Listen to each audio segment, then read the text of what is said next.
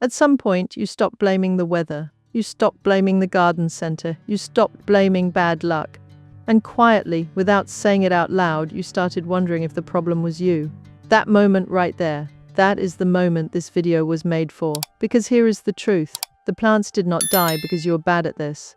They died because nobody told you 11 things that every gardener needs to know before they put anything in the ground. 11 reasons, every single one of them fixable. And by the time we get to number 11, I need you to stay for that one, because it explains every other reason on this list. And it is the one thing the industry quietly hopes you never figure out. Right, let us get into it. 11 reasons your plants keep dying. Some of them you will recognize immediately. Some of them will surprise you. And at least one will explain something that has been happening in your garden for years. Drop your country or climate zone in the comments as we go. A garden in Canada behaves nothing like a garden in South Africa, and nothing like a garden in the British Isles. Tell me where you are, I read every single one. Here we go, reason number 1. Picture spring. You walk into your local garden center, the place is full of color plants at their absolute peak, flowering in every direction, priced affordably, right there waiting for you. You fill the trolley, you go home, you plant them, and for 6, maybe 8 weeks, the garden is exactly what you imagined. Then autumn arrives and they are gone. Every single year. The same cycle, the same spend, the same result. Here is what the garden center did not tell you. Most of those plants, the petunias, the begonias, the impatiens, the pansies, are annuals. They complete their entire life cycle in one growing season. They germinate, they flower, they set seed, they die. Not because you did anything wrong, not because of your soil or your watering or your climate, because that is what they were designed to do. The plant did exactly what it was supposed to do. You just were not told that going in. The fix is straightforward. Before you buy anything at all, find out whether it is an annual or a perennial. A perennial returns every year, often spreading and improving with age. An annual does not. Both have their place. But a garden built on annuals is a garden you will be rebuilding every single spring for the rest of your life. One plant that returns every year is worth 20 that die every autumn. That is not a principle, that is maths. On to reason number 2. This is the mistake nobody wants to talk about, because it feels like such an obvious thing to get right. You bought a good plant, you spent real money on it, you planted it, watered it faithfully, fed it properly, and it still died. The problem was never the plant. The problem was the location. Every plant has specific needs, not preferences needs. A sun-loving lavender planted in shade will not flower and will eventually die, no matter how carefully you tend it. A moisture-loving hosta placed in full sun will scorch and decline, no matter how much you water it. Moving either of those plants 3 meters in the right direction could save its life. The fix requires 2 things. First, understand your space. Walk your garden across a full day and note which areas get full sun from morning to evening, which get morning sun only, and which are shaded all day. Write it down. Second, always check a plant's requirements before buying, not after. The RHS and most reputable nurseries list hardiness and site requirements clearly. USDA zones give you a broad guide for cold tolerance. RHS ratings give you frost hardiness with more regional nuance. Use both. The most expensive plant in the garden center will die in the wrong spot. The toughest, cheapest plant on the shelf will thrive in the right one. Spend 5 minutes matching the plant to the place before you spend money on the plant itself. Reason number 3. And this one is going to change how you think about watering for the rest of your life. Here is something that will save more plants in your garden than almost any other piece of information I can give you. Overwatering kills more garden plants than drought does, full stop. Not because gardeners are careless, because they cared too much and nobody told them the truth about what that care was doing. Here is the part that makes this so cruel. An overwatered plant looks identical to an underwatered one. The leaves droop, the edges go yellow. The whole plant seems to be crying out for water. So you water it, and it gets worse, and you water it again. What is actually happening underground is this. The soil is saturated. Saturated soil has no air pockets. Without air, roots cannot absorb oxygen, and plant roots need oxygen to function. The roots begin to rot, and a plant with rotting roots cannot access water, no matter how much is sitting around them. So it wilts and yellows from internal drought while sitting in soaking wet soil. University of Georgia Extension research states clearly that the number 1 problem associated with garden plants during the growing season is too much water. More common, more damaging, and harder to reverse than drought stress. The fix before you water: push your finger 5 centimeters into the soil. If it is still damp, do not water. Only water when the top few centimeters are dry. Most established perennials need far less water than you think. Once they have rooted properly, most can go 2 to 3 weeks without any at all. Stop trying to rescue plants with water. Water is the most common weapon used against them. Before we move on, if you have not subscribed yet, now is the moment. YouTube stops showing you channels you do not follow. Not slows down, stops. Hit subscribe now, it is free, and you're about to hear 8 more things that most gardeners never get told. Reason number 4, and this one surprises almost everyone. You have been told your whole gardening life to improve your soil. Add compost, feed your plants, build your beds up rich and dark and full of nutrients. For some plants that advice is correct. For others, it is exactly how you kill them. Lavender, sedum, echinacea, nepeta. Verbena bonariensis. A whole category of the most beautiful, most robust, most wildlife-friendly perennials on the planet evolved in poor, rocky, fast-draining soil, in the dry slopes of the Mediterranean, on the stony hillsides of Central Europe, in places where most plants would give up. Put them in a rich, well-fed garden border, and something goes wrong. They put all their energy into foliage, big, lush, soft, nitrogen-fueled leaves, and produce fewer flowers. The stems become weak, they flop. And in a damp climate, that soft growth becomes prone to fungal disease. Within a season or two, the plant that was supposed to be bulletproof has died. The RHS states clearly that lavender prefers poor, dry, or moderately fertile soil. Not good soil, poor soil. That recommendation holds for dozens of similarly tough, drought-tolerant perennials. The fix, before you improve soil for a new plant, find out whether it wants improvement at all. For Mediterranean origin plants, add grit and sand to the planting hole rather than compost. Improve drainage, not fertility. Then leave the plant alone. The plants that most gardeners are convinced are difficult, they are not difficult. They are just not being neglected enough. One quick question before reason 5. Which of these first 4 reasons has hit home for you? Drop it in the comments and tell me where in the world you are gardening. Clay soil and cold winters, or sandy soil and hot summers. It changes everything. Reason number 5. When you plant something new, every instinct tells you to look after it. Water it every day. Check on it constantly. Give it every possible advantage. And those instincts in many cases are working against you. Here is what actually happens when a plant establishes in your garden. In the first weeks after planting, the roots are searching for water. They extend outward, going deeper, mapping the soil around them. This process is what creates a plant that is genuinely drought-tolerant in years 2 and 3. But if you water every day, the roots do not need to search. They stay shallow. They stay lazy. And when summer arrives and you cannot water for 2 weeks, the plant has no deep root network to fall back on. It wilts. It may die, and you blame the drought. The drought was never the problem. Daily watering was. Once a newly planted perennial has had its first good watering, leave it. In a temperate climate with regular rainfall, most perennials need no additional watering after the first 2 to 3 weeks. And established plants need almost none. Neglect is not failure.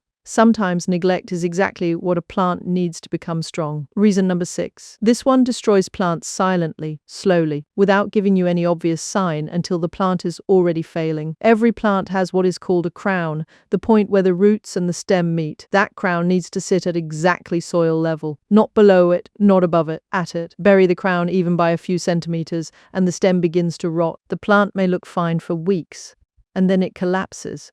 Plant too shallowly and the crown is exposed to air and frost. The roots dry out and the plant struggles from its first winter onward. Here is the complication. Garden centers often bury plants too deep in their nursery pots, which means if you plant at pot depth, you are already planting too deep. When you remove a plant from its pot, always find the crown before you dig the hole and plant to that level, regardless of where it was sitting in the container. 1 centimeter wrong in either direction is the difference between a plant that thrives for a decade and one that dies in its first winter. The gardeners who subscribe in the middle of a video are the ones whose gardens look completely different by next season. You are more than halfway through 11 reasons.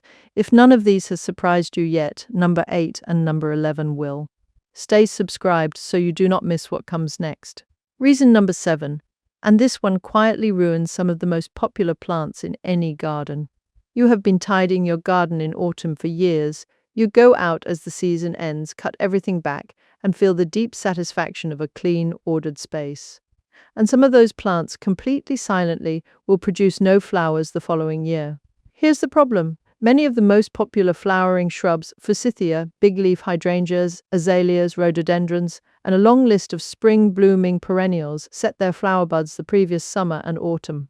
Not in spring, the summer before. When you cut them back in autumn to tidy the garden, you are removing next year's blooms. The plant survives, it leaves out, it looks fine, it just does not flower. And you wonder what went wrong. The rule is simple but requires knowing which category your plant falls into. Plants that flower in spring or early summer almost always bloom on the previous season's growth. Prune them immediately after flowering, not in autumn. Plants that flower in late summer or autumn typically bloom on new growth and can be cut back in early spring. Get the timing right, and these plants will reward you every year without fail. Get it wrong, and you will spend years wondering why your hydrangea never blooms. 5 minutes of research before you pick up the pruners saves a full year of lost flowers. Reason number 8. And this one begins with a 2-minute check I want you to do every single time you bring a new plant home. Before you plant anything you have bought from a nursery or garden center, tip it carefully out of the pot and look at the roots. If what you see is a dense mass of tightly wound, circling roots with very little visible growing medium, that plant is root-bound, and planting it as it is may well kill it. When you buy a new plant from a garden center, there is a high probability that it is already root-bound. The roots have spent weeks or months circling the inside of a small pot, and they do not automatically spread outward when you plant them in the ground. They continue circling. In heavily root-bound plants, almost no water absorbs into the root ball even after planting. The plant sits in wet garden soil and stays bone-dry internally. It declines slowly, it dies. And you have no idea why, because you watered it, you fed it, you did everything right. The fix takes 2 minutes. Before planting, use your fingers or a handful to gently loosen the outer roots and encourage them to point outward. On a severely compacted root ball, make 3 or 4 shallow vertical cuts with a knife to break the circling pattern and stimulate new outward root growth. That 2 minutes is the difference between a plant that establishes and one that slowly fails. Have you ever tried this, tipping a plant out of the pot before buying to check the roots? Drop your answer in the comments and keep going. Reasons 9, 10, and 11 are the ones I have been building toward all video. Reason number 9. When you plant perennials in spring, the beds look sparse.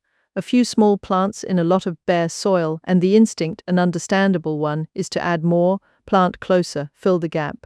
3 years later, the same bed is a problem. Everything is fighting for space, for light, for air. Lower leaves are permanently shaded. Humidity builds in the canopy. Fungal disease arrives. Plants that should be thriving are struggling because they are suffocating each other. The fix is to trust the spacing on the label and double it if you are planting perennials that are known to spread. Fill the gaps in year 1 with annuals if the space bothers you. By year 2, your perennials will be expanding into those gaps themselves. Leave room for the plant that is coming, not just the plant that is there. Reason number 10. Every plant you have ever bought came with a label. Full sun to partial shade. Keep moist, hardy to -10, and you followed those instructions carefully, and the plant died anyway. Here is why. Those care instructions are written by commercial growers for commercial conditions. Full sun to partial shade is not a precise recommendation. It is a legally safe description that applies to a broad range of environments.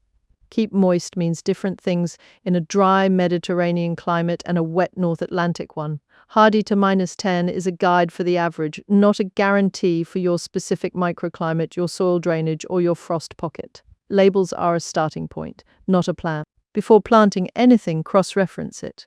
Look it up on a reputable horticultural source, the RHS University Extension Programs, Botanic Garden databases. Understand what the plant actually needs in your conditions. Your soil type, your frost timing, your rainfall pattern. 5 minutes of research will tell you more than any label ever will. The label was not written for your garden. You need to find the information that was. Think of one person in your life who fills a trolley at the garden center every spring and watches it all die by autumn. Send them this video right now. No message needed, just the link. You might save them years of unnecessary expense. You have made it to reason number 11. And this one is different, because this is not a watering mistake or a pruning mistake or a spacing mistake.